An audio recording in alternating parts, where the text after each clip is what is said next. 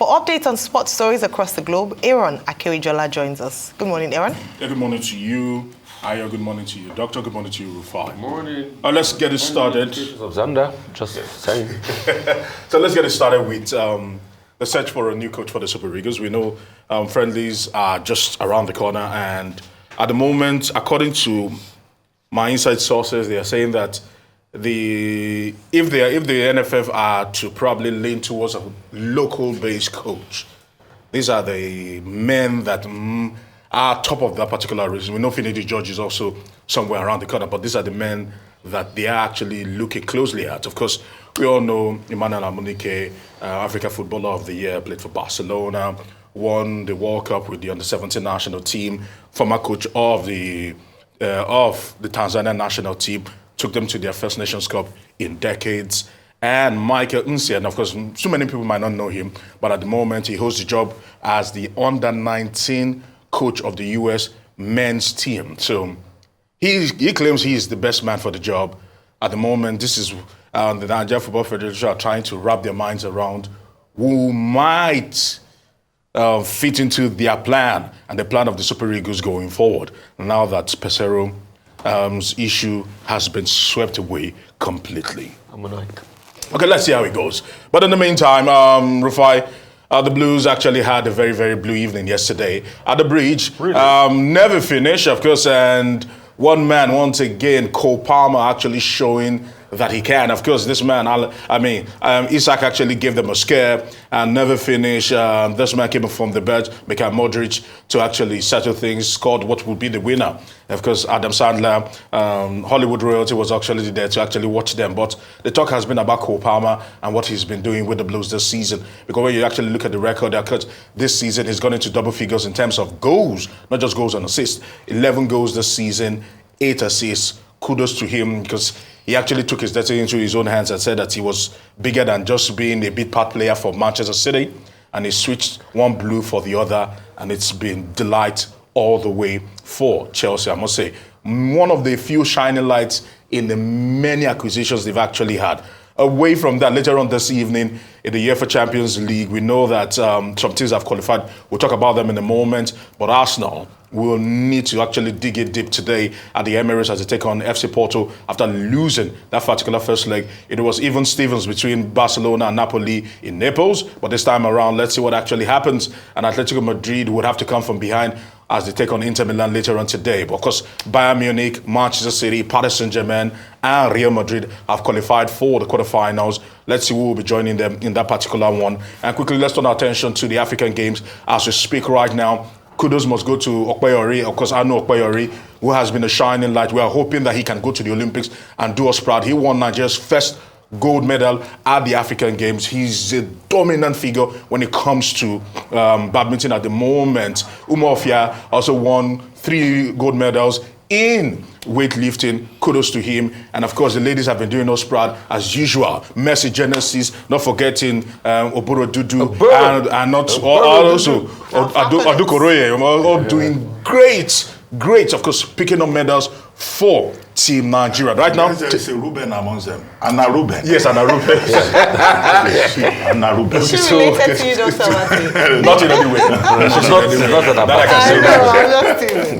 I must say that Nigeria has 10 gold medals right now, and which is good, impressive, but it still pales in comparison to the Egyptians who have taken this by storm. And the reason why, some people have said that this is what happens when you build a value chain in sports, because the likes of Zamalek, Al-Ahly not only have football teams, popular football teams, they have volleyball teams, they have basketball teams, they have cricket teams, they have swimming teams. And when you bring all that to the fore, what else do you expect? And quickly, away from that also, let's talk about the fact that as it stands right now, there is kind of a huge war, a branding war in the Nigerian Football Federation. We know that the Super Eagles did well. And before now, Premier Lotto used to be their official betting sponsor. And Premier Lotto have issued a statement through Padmozi Sports Group listen, ambush marketing will not be accepted. Because the truth is this, the reason why this strikes home is that several people before the Nations Cup refuse to put their money where their mouth is in terms of supporting the Nigeria Football Federation and the Super Eagles, then the Super Eagles go to the Nations Cup, do so well, and become a bigger brand than a lot of people expect.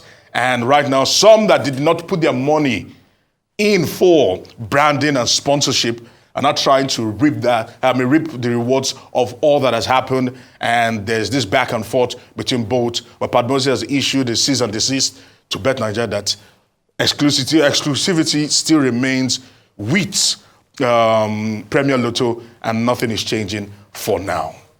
Okay. I mean, so I'm excited as regards some of the giant stride we're making as regards, the African Games in Accra. But I want us to do more. I am not still happy yet. By this time, I don't think the North Africa should still be dominating things. Fine. There's no catching them. I know, but there's no catching them. I know. Because they've gone way ahead of us. Egypt has more gold medals. Aside Algeria, Egypt has more gold medals than the rest of the teams, some of them put together. More than the whole of West Africa. Put together. And that's why we need to now work on our sports. You see, because let me tell you something. Yeah.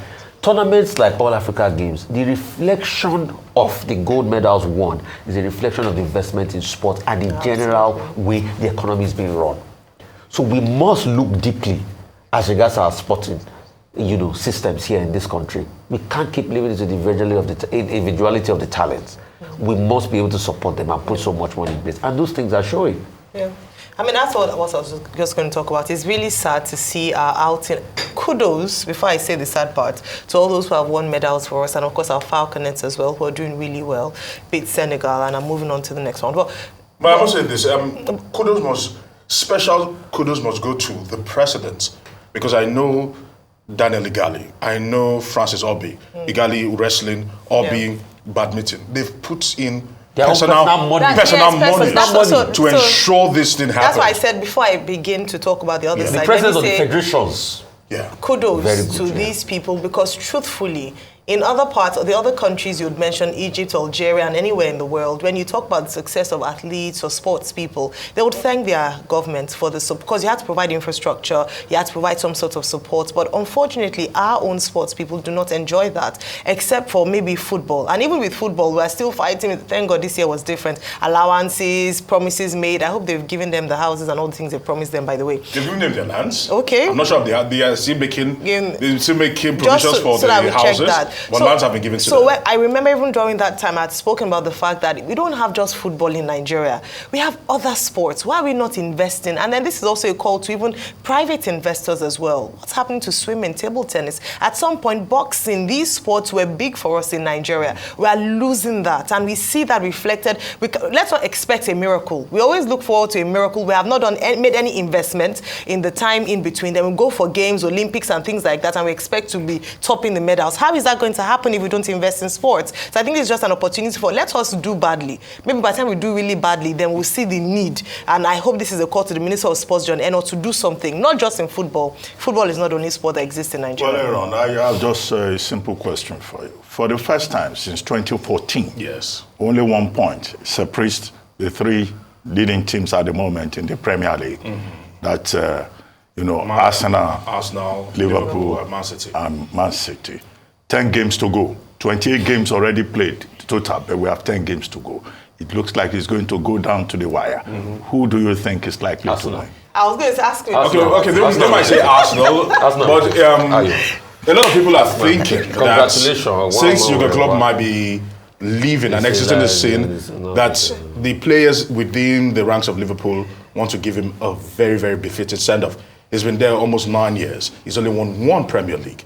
Manchester City cannot be pushed aside because they are actually gone in for a quadruple, understanding that no team has ever actually won it consecutively for 4 years. And Manchester City are actually hoping they can do that. They have the experience. But Arsenal are looking good. For the first time, I think they've learned and they've grown in strength. But the Champions League might just be a stumbling block for them. If they lose tonight, I think Arsenal do stand a chance. But the more they progress into the Champions League semi-finals, and who knows, maybe the finals, that would take something away from them. No, want to win both. How can you say that? Anyway, we'll see. I saw one analysis based on the remaining games, and the pairings, which clearly gave it Arsenal have the worst running. No, the one that the toughest running. The analysis that I read gave it to Liverpool. It's looking like Man City second. Arsenal third. No, Sorry to bust we refuse. See, the Paris might look tough for Arsenal, but all Arsenal fans, your heart will not be broken. Amen. I know you are used to heartbreak. Well, you are from the country of hope, so I'm not surprised. Yes, Thank you very much.